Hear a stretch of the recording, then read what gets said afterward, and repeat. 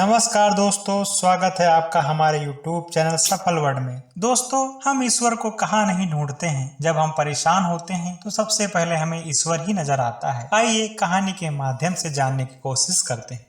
एक गांव में एक ठाकुर थे। उनके यहाँ एक नौकर काम करता था, जिसके कुटुंब में बीमारी की वजह से कोई आदमी नहीं बचा। केवल नौकर का लड़का रह गया। वह ठाकुर के घर में काम करने लगा। रोजाना सुबह वह बछड़े चराने जाता था और लौटकर आता तो रोटी खा लेता था। ऐसे समय बीतता गया। एक दिन दोपहर के समय वह बछड़े चरा कर आया तो ठाकुरानी ने नौकरानी से उसे ठंडी रोटी खाने के लिए दे दी। उसने कहा कि थोड़ी सी छाछ या रबड़ी मिल जाए तो ठीक है। नौकरानी ने कहा कि जा जा, तेरे लिए बनाई रबड़ी, जा ऐसे ही खा ले, नहीं तो तेरी मर्जी। उस लड़के के मन में गुस्सा आया कि मैं धूप में बछड़े चरा कर आया हूँ, भूखा हूँ, पर मेरे को बाजरे की सूखी रोटी दे दी। रबड़ी मांगी तो तिरस्कार कर दिया। वह भूखा ही वहां से चला गया। गांव के पास एक शहर था। उस शहर में संतों की एक मंडली आई हुई थी। वह लड़का वहां चला गया। संतों ने उसको भोजन कराया और पूछा कि तेरे परिवार में कौन है। उसने कहा कि कोई नहीं है। संतों ने कहा तू भी साधु बन जा।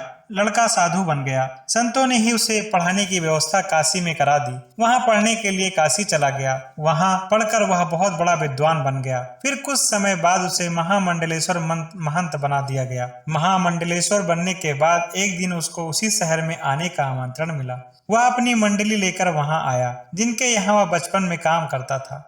वे ठाकुर बूढ़े हो गए थे। वह ठाकुर जी भी शहर में उनका सत्संग सुनने आए। उनका सत्संग सुना और प्रार्थना की कि हे महाराज, एक बार हमारी कुटिया में पधारो, जिससे हमारी कुटिया पवित्र हो जाए। महामंडलेश्वर जी ने उनका निमंत्रण स्वीकार कर लिया।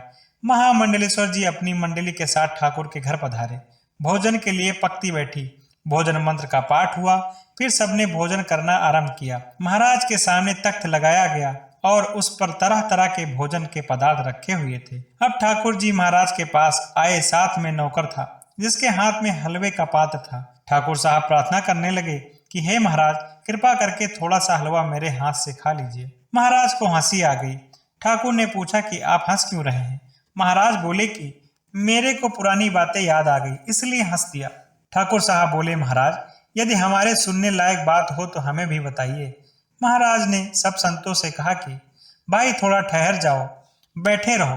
ठाकुर बात पूछ रहा है तो इसे बताना भी जरूरी है। महाराज ने ठाकुर से पूछा कि आपके कुटुंब में एक नौकर का परिवार रहा करता था, उस परिवार में अब कोई है क्या।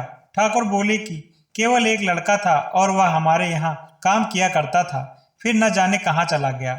बहुत दिन हो गए, फिर भी कभी उसको देखा नहीं। महाराज बोले कि मैं वही लड़का हूँ। पास के शहर में संत मंडली ठहरी हुई थी, मैं वहां चला गया था। पीछे काशी चला गया, वहां पढ़ाई की और फिर मैं महामंडलेश्वर बन गया। यह वही आंगन है जहां आपकी नौकरानी ने मेरे को थोड़ी सी रबड़ी देने के लिए भी मना कर दिया था।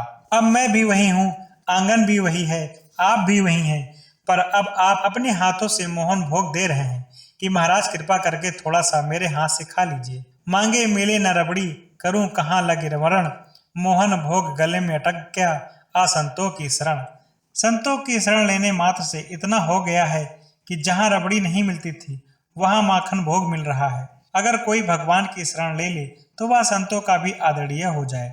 लखपति करोड़पति बनने में सब स्वतंत्र नहीं है, पर भगवान की शरण होने में, भगवान का भक्त बनने में सबके सब स्वतंत्र हैं, और ऐसा मौका इस मनुष्य जन्म में ही मिलता है।